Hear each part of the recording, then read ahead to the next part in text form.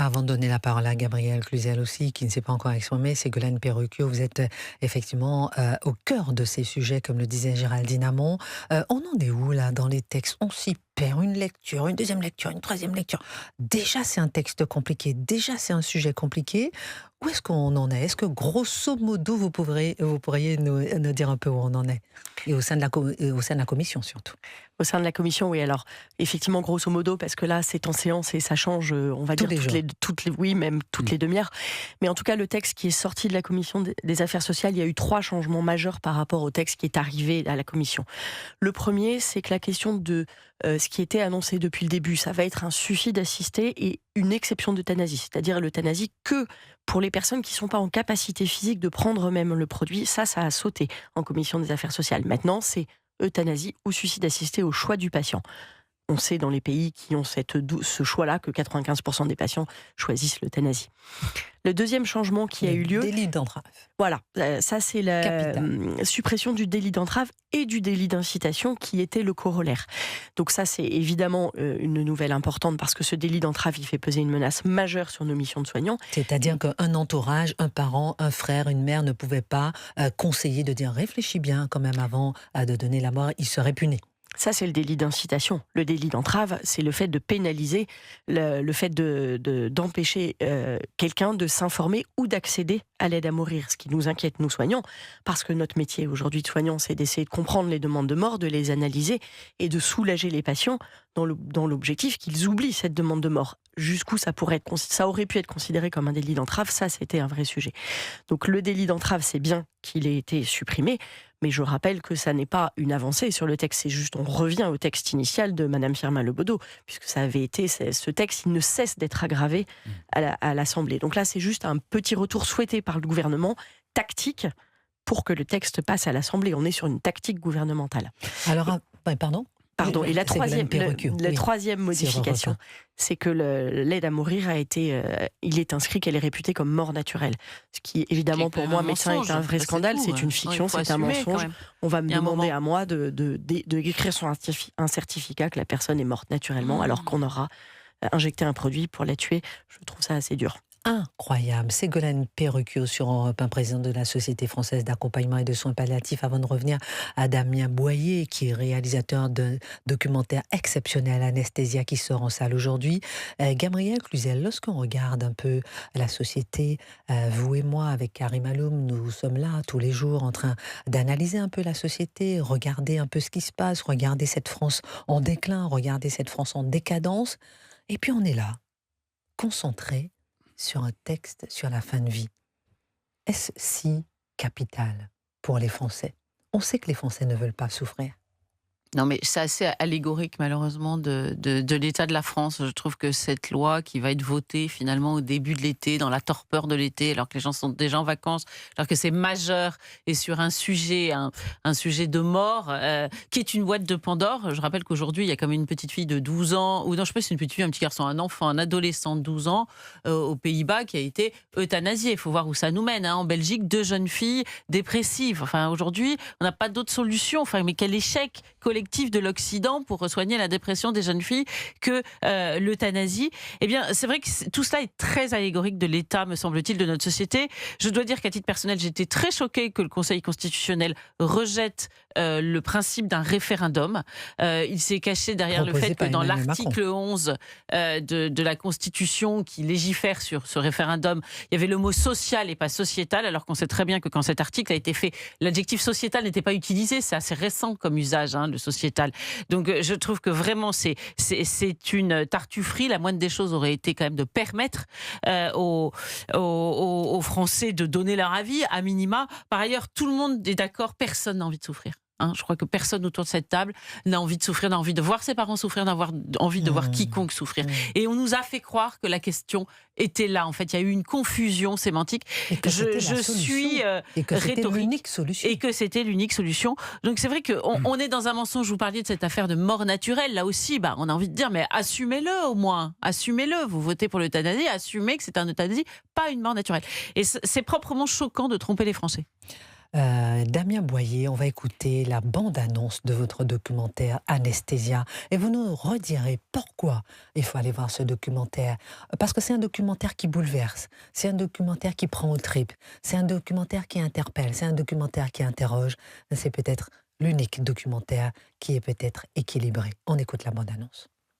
J'ai pas eu de profonde discussion avec elle en disant est-ce que tu veux vraiment mourir, etc. Elle était déterminée. Soyons forts et ne perdons pas le moral. Mon papa a une maladie neurodégénérative. Il a décidé de mourir par euthanasie en Belgique. Et moi, j'ai la même maladie. J'essaye de continuer à vivre. Si en France nous avions légalisé l'euthanasie, nous aurions probablement 50 000 euthanasies par an. Les patients disent « mais vous m'avez donné la mort ». Oui, c'est vraiment un don qu'on leur fait. Damien Boyer, voilà le film, le documentaire Anesthésia qui sort en salle aujourd'hui. En quoi, moi, voilà, français, classique, peut-être qui est interpellé ou pas par la fin de vie, pourquoi aller voir ce film ? Pourquoi ? Eh bien, Christine, j'ai envie de vous dire parce que ça va vous concerner très rapidement. On a tous dans nos familles quelqu'un qui a exprimé cette envie de mourir, que ce soit un jeune qui vient d'avoir un petit problème sentimental ou une personne âgée. Et c'est ce qui se trouve dans les autres pays. Et pourquoi ? Pour comprendre que c'est un sujet qui n'est pas une réponse médicale, qui n'est pas une réponse politique à ce sujet qui est profondément humain. C'est un sujet de réconciliation dans nos familles, de lien avec notre entourage, parce que le vrai sujet, outre la peur d'avoir mal à la fin de vie, c'est le sujet de se sentir un poids, de se sentir seul en fin de vie. Et on le voit, je crois que c'est l'expression la plus fluctuante, se dire ce sentiment de vouloir mourir, quelques minutes après une embrassade, après une belle parole, la vie surgit à nouveau. Donc cette réponse de vouloir mettre une loi en place en France, aujourd'hui, pour répondre de façon compassionnelle, ça pose la question si ce n'est pas la pire des réponses, parce que ça ne correspond pas à la vraie demande. Damien Boyer, pour revoir cette enquête internationale qui sort aujourd'hui, qui est inédite, qui donne la parole à tous, où voir cette enquête ? Dans les salles de cinéma, dans l'endroit le plus frais qu'on peut trouver. Ça, c'est une très bonne nouvelle. J'espère que ça va être un vrai appel. Non, mais on parle de lieu frais, mais on parle de chaud au cœur. Pourquoi ? Parce qu'on va parler humain, on va parler vérité, on ne parle pas du tout politique dans ces salles. Et on parle de famille, d'humanité, on parle de sujets qui sont complexes. On voit, je ne sais pas si je peux utiliser ce mot, mais j'ai envie de dire quand même les dérives de ce que ça peut donner dans les vies. Ça coûte cher. On va suivre une comédienne française, Maya, qui est dans ce film, qui a décidé d'être de suicide assisté en Suisse, avec des amis qui sont d'accord de le vivre. Et on va parler de l'après. Qu'est-ce que ça donne vraiment, leur retour ? Et ils nous disent tout ça dans ce film. Damien Boyer en direct sur Europe 1, Ségolène Perruchio. 2 questions pour clore ce sujet. Quelle alternative à la fin de vie, à l'euthanasie face à la souffrance ? Et quel impact, si cette loi est votée, sur la société ? Alors l'alternative, je pense qu'elle est de 2 ordres et elle est notre responsabilité à tous. D'abord, le monde du soin. Développer les soins palliatifs, accompagner les patients, mieux se former, créer, pour toujours mieux soulager la douleur. Mais aussi, une question de société. Effectivement, il faut que les personnes âgées, les personnes malades ne se sentent plus un poids. Et ça, c'est notre regard de société qui est responsable de ça. Donc il faut qu'on change ça, ce regard sur les personnes âgées. La deuxième question, j'ai un trou. Non, la deuxième question, c'était quelle alternative ? J'ai dit quelle alternative à la souffrance et quel impact sur la société ? Quel impact, oui. Et j'ai un auditeur spécialement pour vous, Ségolène, dans un instant. En tout cas, l'impact sur les soignants, il risque d'être majeur. Aujourd'hui, il y a une grande inquiétude sur comment on va continuer à faire notre métier qui est parfois d'écouter ces demandes de mort, d'écouter ces souhaits de mort et d'essayer de soutenir la vie, de soulager les patients pour soutenir la vie dans ces moments de fragilité et de ne pas abandonner les patients en leur disant « bah oui, c'est vrai, on va t'aider à mourir ». Donc l'impact, il est majeur. L'impact, il est majeur. Ségolène Perruchio, je sais que vous êtes un médecin, je sais que vous avez vu des âmes mourir pendant toute votre carrière. On a un auditeur, une auditrice. On a beaucoup d'auditeurs qui ont appelé, mais on a beaucoup de sujets abordés ce matin. On a Didier, Gilbert, Frédéric, et on a Frédéric en ligne. Elle nous appelle de Champagne et elle dit que c'est plus complexe que ça. Dites-nous pourquoi. Racontez-nous votre histoire, Frédéric. Écoutez, bonjour. Je vous félicite pour toutes vos émissions et toute votre équipe. Merci infiniment. Voilà, mon cas est particulier certainement, mais je pense pas unique non plus. Il est évident qu'il ne faut pas pousser des personnes âgées, des personnes fragiles à dire on va t'aider à partir. Ça, c'est complètement immonde et c'est pas ce qu'il faut faire. Mais il y a un amalgame parce que tous les cas sont différents et ils méritent de se pencher dessus. Moi, j'ai le cas personnel de mon papa, 40 ans, qui a eu un cancer des ganglions, un Hodgkin, qui était un stade 4 à l'époque, il y a plus de 15-16 ans de ça, donc c'était pas aussi avancé qu'aujourd'hui les soins, qui a souffert, qui a été brûlé au niveau des intestins, des poumons, etc. Il a eu un deuxième cancer derrière ça, et il a galéré pendant des années, on devait aller le voir, à chaque fois il était entre la vie et la mort, des urgences, moi j'avais mes enfants en bas âge, etc. Et il a eu quelques années de répit, c'est vrai, mais il revenait vraiment de loin et avec beaucoup de souffrance derrière dû au traitement. C'est-à-dire qu'il est insuffisant cardiaque, insuffisant pulmonaire, des tas de soucis. Il était plus souvent en hospitalisation que chez lui pendant 20 ans. Et il s'avère qu'à 66 ans, on l'a rapproché de nous. On lui annonce un énième cancer du poumon. Et là, on l'accompagne avec ma petite sœur au chirurgien pour faire une biopsie du poumon, juste pour conforter que c'était un énième cancer. Et là, j'entends mon père, on s'est tous regardés dans le cabinet du docteur en disant « Monsieur, vous ne faites rien, vous m'endormez juste, proprement. Je dis au revoir à mes enfants à la porte et vous m'aidez à partir. » Et là, le médecin a bondi de sa chaise en disant « Je ne suis pas là pour faire mourir les gens, je vous réveillerai de toute façon. » Eh ben, on ne savait pas qu'il nous disait au revoir ce samedi-là. Moi, le dimanche, ma sœur m'appelle.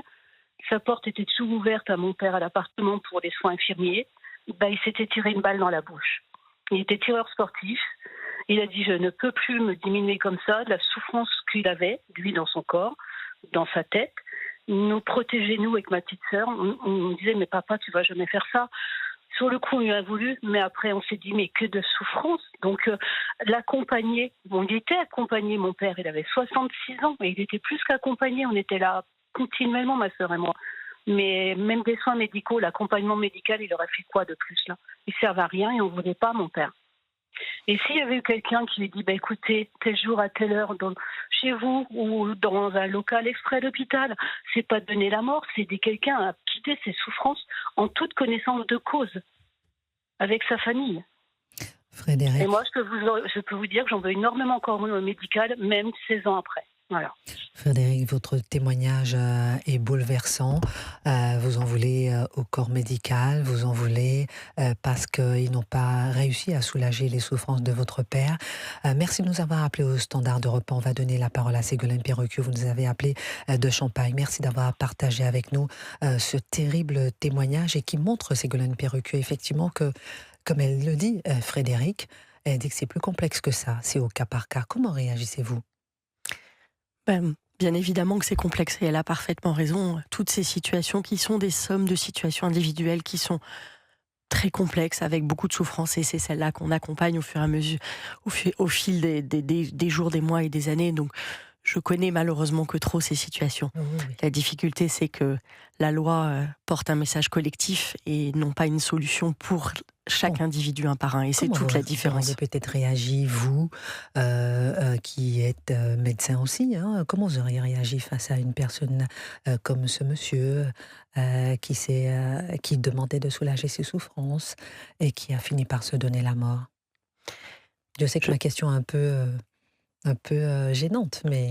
Pas du tout. Ma réaction à moi, et c'est celle que j'ai depuis 20 ans, et c'est pour ça que je fais ce métier-là, d'être médecin en soins palliatifs, c'est que j'ai choisi de m'engager, mais comme tous les gens qui sont des acteurs de soins, qui accompagnent la fin de vie, et des acteurs de soins palliatifs en particulier, j'ai choisi de m'engager justement pour soulager ces souffrances-là. Donc, mon choix à moi et ma réaction à moi devant...